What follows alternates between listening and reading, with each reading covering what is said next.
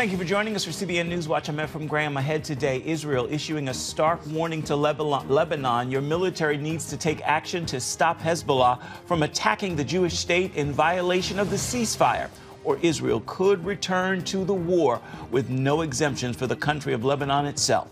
Israel's prime minister and a hostage father responding to President-elect Donald Trump's threat to Hamas to release the hostages or there will be, quote, all hell to pay.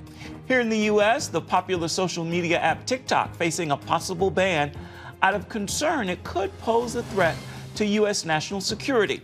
A decision in the case expected this week. And our Studio 5 conversation with singer, songwriter, worship pastor, and painter John Reddick, whose work deals with themes of hope and redemption. All those stories and more ahead today, right now on CBN News Watch. This is CBN News Watch. And we want to begin in the Middle East, where Israeli leaders are demanding the Lebanese army move to stop Hezbollah attacks against the Jewish state in violation of the recent ceasefire. Israel is warning Lebanon itself will pay a price if their military does not take action. And we are hearing the responses to President-elect Donald Trump's threat to Hamas to release their hostages. Our Chris Mitchell brings us the story. He's reporting from Jerusalem. Israeli Prime Minister Benjamin Netanyahu made it clear that the ceasefire is not an end of the war and that Israel will not accept a return to the status before the October 7th attacks. Israel's defense minister Yisrael Katz warned Lebanon what will happen if the ceasefire breaks down. If we return to war, we will act strongly. We will go deeper. And the most important thing they need to know is that there will no longer be an exemption for the state of Lebanon. Under the shadow of the fragile ceasefire, some residents are cautiously returning to their homes. We have a clear goal to return the residents, to rehabilitate the North. We are enforcing this ceasefire with an iron fist, acting against any violation, minor or major. Netanyahu also thanked President Trump for his bold warning to those holding the hostages in Gaza. Trump wrote, "Those responsible will be hit harder than anybody has been hit in the long and storied history of the United States of America." This adds another force to our continuing effort to release all the hostages. Thank you, President Trump. CBN's Faith Nation interviewed one of the fathers of a hostage still held in Gaza. Ruby Han appreciated Trump's warning to Hamas. Well, I think the language that the president-elect used in that post is exactly the type of language we need. United States citizens, should be safe wherever they are. Han wonders why the Biden administration can't be that forceful. Why is it that the United States, with all of its power, is not able to do more to squeeze Hamas to a place that it could get to a deal? A new report also predicts a centerpiece of Trump's foreign policy in the region. It says Iranian regime change likely to be the focus of Trump Middle East policy. This will manifest as an enhanced version of the maximum pressure campaign with the explicit goal of regime change in Tehran. Iran is also under pressure in Syria, where radical Muslim rebels are threatening the Syrian regime, one of Iran's major regional allies. These radical Muslims have taken Aleppo, Syria's second largest city, and forced thousands to flee. We were attacked by armed militias. They displaced us against our will. They started to threaten people, saying they would kill and behead them, so we left.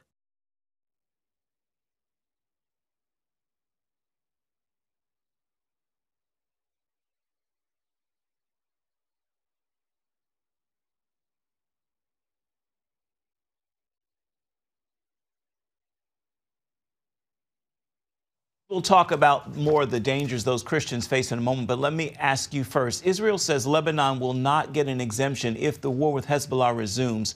What might Israel do? Well, what's going to happen right now, Ephraim, is if they do resume, Hezbollah targets will be hit, but also Lebanese targets. For example, in Beirut, the IDF hit the stronghold, the area in the city. They didn't hit the airport or Lebanese infrastructure. And the threat seems to be that Lebanese are going to be targeted. Now, what that could do, Ephraim, is put more internal pressure on Hezbollah from the Lebanese themselves. Some Israelis are finally returning to their homes in the north after leaving because of the strikes by Hezbollah. Could Hezbollah attack them again? And how committed is Israel to protecting them? Well, that's a concern that Hezbollah could attack them again, and protecting them, all those residents, and returning them to the north several weeks ago became one of the official war goals of Israel. But many residents of the north really thought the ceasefire, about more than a week ago was premature and that it didn't defeat Hezbollah entirely, which is why we don't see a flood of people going back to the north. It really right now seems to be more like a trickle. And those that are coming back are seeing the damage to their homes and their communities firsthand. Just to remember, on October 8th, 2023, that's when Hezbollah began firing rockets in support of Hamas after the October 7th massacre. There was a mandatory evacuation right along the border, about 5 kilometers, which would be about 3 miles from the Lebanese border. More than 60,000 people have been living more than a year as refugees in their own country, and it's not sure when they all will go back, if all of them will ever go back. Chris, President-elect Donald Trump has told Hamas to release the hostages or there will be, quote, all hell to pay. Do we know what the impact that threat has had on the terrorist group? Well, we do know that negotiations are going on right now, and the key might be the pressure on those supporters of Hamas, actually even more than Hamas itself. That would be Qatar. We've talked about them before, Ephraim. They're the sponsor of Hamas. They've supported Hamas for years with billions of dollars, and they're one of the main mediators between Israel and Hamas. Now, Trump, as I mentioned before, and it's really a possible move that Trump could make, was to remove CENTCOM, the U.S. base inside Qatar, and that really could make a huge difference to Qatar, that could make a huge difference to Hamas. As you mentioned, a new report says the incoming Trump administration is likely to focus on changing the Islamic government in Iran. How might the Israeli government work with the U.S. on that? Well, one of the things, Ephraim, they could do is intelligence sharing. They could actually help out, be working with some of the opposition groups inside Iran. If you look at what Israel has been doing for many, many years inside Iran, it looks like they have an exceptional amount of human intelligence on the ground in working with some of those opposition groups. They could also help with diplomacy and working together with the U.S. to expose what Iran is doing to its own people. Also we have, a very robust anti-Iran regime foreign policy team coming in. You have Marco Rubio, Elise Stefanik, and Mike Huckabee coming here, likely to as U.S. ambassador to Iran. All of these are very hawkish on Iran. And also, I think people should be reminded, Ephraim, that there's a great revival going on inside Iran. People are having supernatural dreams and visions, and many coming to faith in Jesus. And many of those people are praying for the end of this what they call such an evil, radical regime in Tehran. What's the outlook for the Christians under fire from radical Islamic forces in Aleppo and Syria?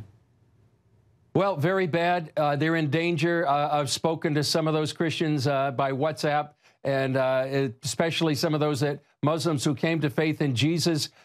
They feel like their lives are in peril. That's why many have fled, as we saw one of those gentlemen in our report.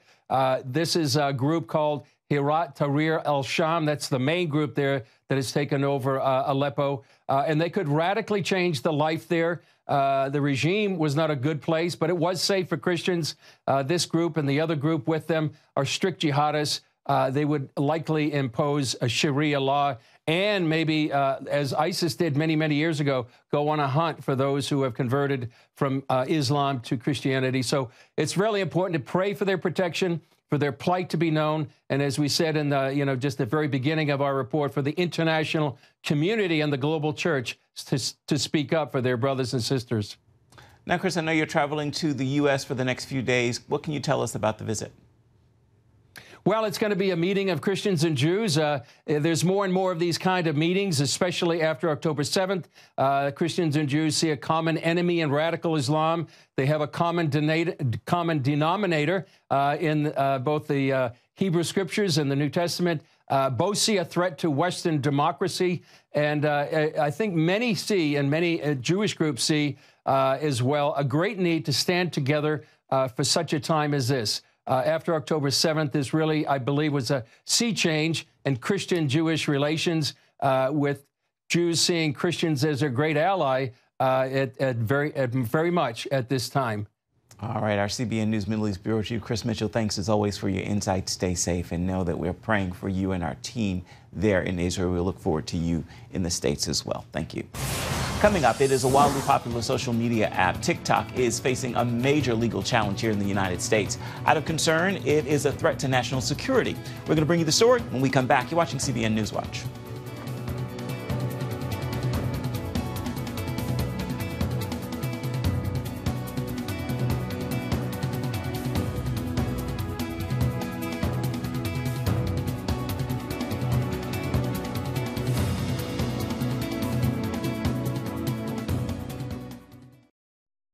Introducing a brand new way to start your morning, the CBN News Quick Start Podcast. Each weekday morning at 7 a.m., get quick highlights of the day's important news. Then an in-depth analysis that goes beyond the headlines. Insights that matter to people of faith. Discover how God is moving around the world and here at home. Find the CBN News Quick Start Podcast on iTunes or wherever you enjoy listening to podcasts, because truth matters.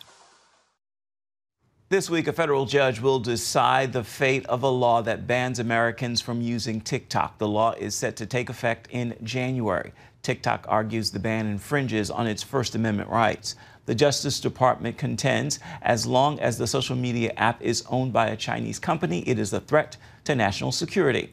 CBN Capitol Hill correspondent Michelle London breaks down the case. A fierce battle between TikTok and the federal government now rests with a U.S. appeals court. TikTok's lawsuit seeks to strike down a ban that would force the app to part ways from Chinese parent company ByteDance, or be banned entirely from U.S. app stores like Google and Apple. TikTok repeatedly has shown that it can keep American data, personal data about users, and two, there is no more powerful propaganda tool. Virginia Senator Mark Warner talked with CBN News about the app's influence, especially among teenagers, saying that's where about 40% of those between 18 and 24 get their news and information. Before long, Warner says TikTok knows what you like before you do. So if the Communist Party says, well, let's put something that's anti-religious, let's put something in that is against Taiwan or pro-Russia, they can build that into the algorithm. So they've done nothing to change my view. The senator's views echo that of the Justice Department, which maintains banning TikTok is necessary because of ByteDance's Chinese ownership. The DOJ claims keeping access to the app, quote, creates a national security threat of immense depth and scale. The company argues divesting itself from ByteDance would mean reducing the company to a shell of its former self. As federal judges rush to decide on TikTok's case, President-elect Trump recently challenged the ban, voicing his support for the platform. As you may know, the person who first educated me on this issue was President Trump during his first term. He raised the concern. Trump's stance has changed since his first term, when he signed an executive order back in 2020 outlawing the app, which was blocked in court. I just hope that President Trump, who was the leader on this, doesn't get convinced by some of his wealthy donors to kind of change his position. As of October, more than a dozen states and the District of Columbia have sued TikTok, claiming that it's addictive to children. The company disagreeing on X, saying they remain deeply committed to protecting teens and will continue to update and improve their product. Warner says he's just hoping the court will decide in the best interest of the country. I know there's a lot of creativity on TikTok, and at the end of the day, we're not saying it has to be banned, but it ought to be owned by some entity that's not controlled by the Communist Party of China. Michelle London, CBN News, Washington. Still ahead, our Studio 5 conversation with singer, songwriter, worship pastor, and painter John Reddick, whose music and art deals with themes of hope and redemption. We're going to hear from him right after this.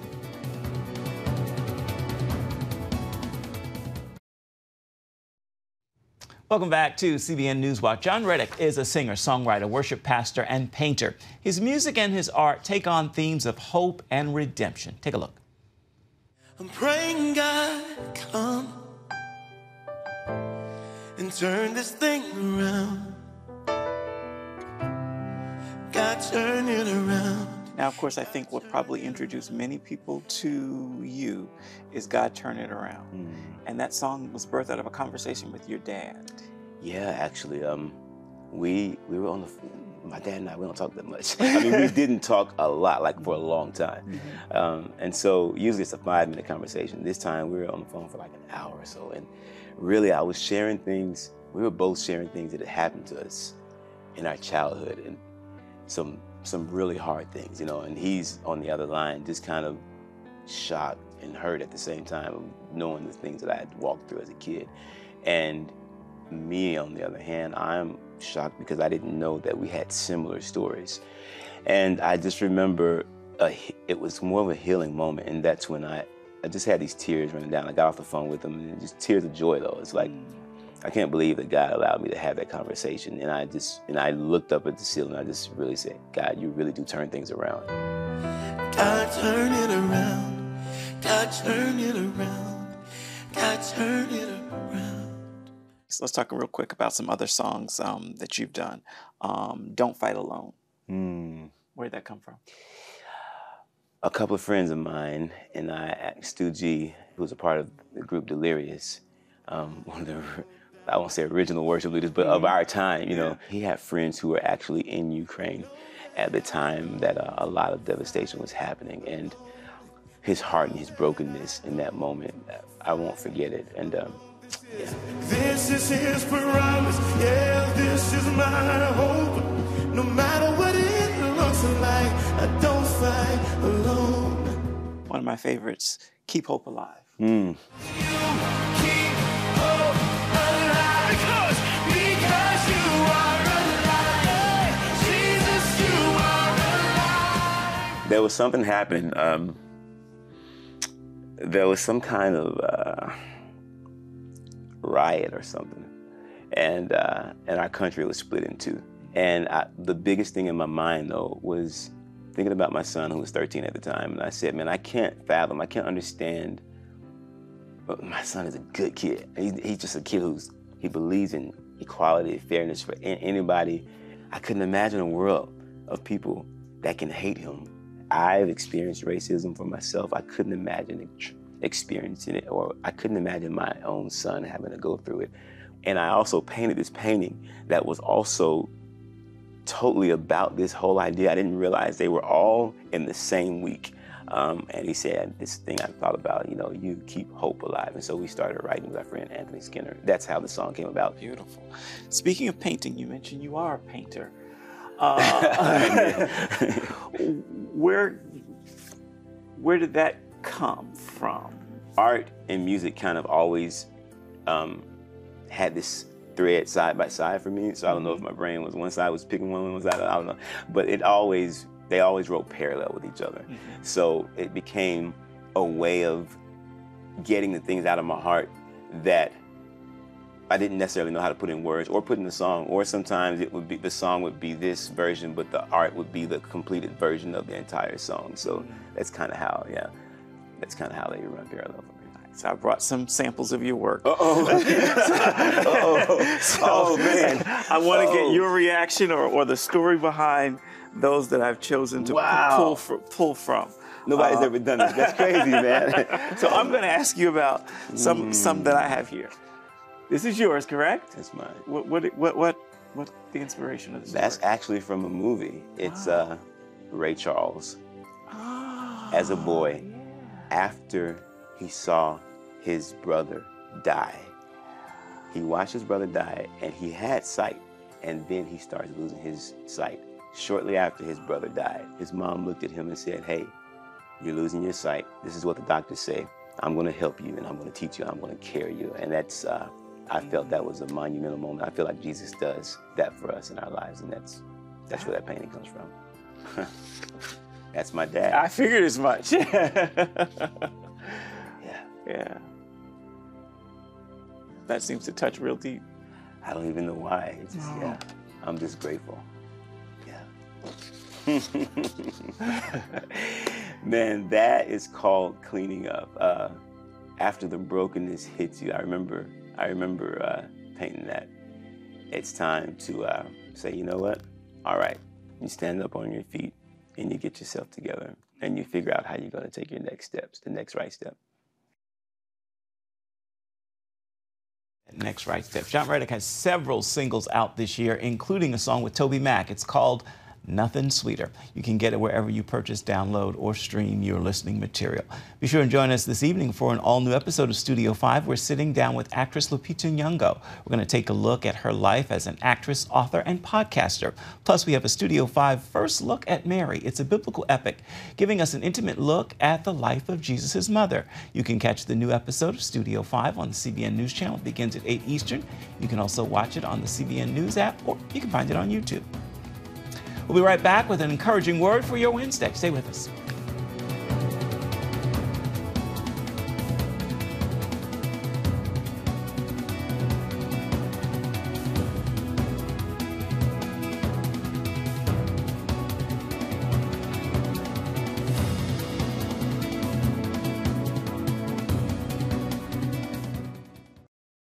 Download the CBN News app, 24/7 news from a Christian perspective at home or on the road.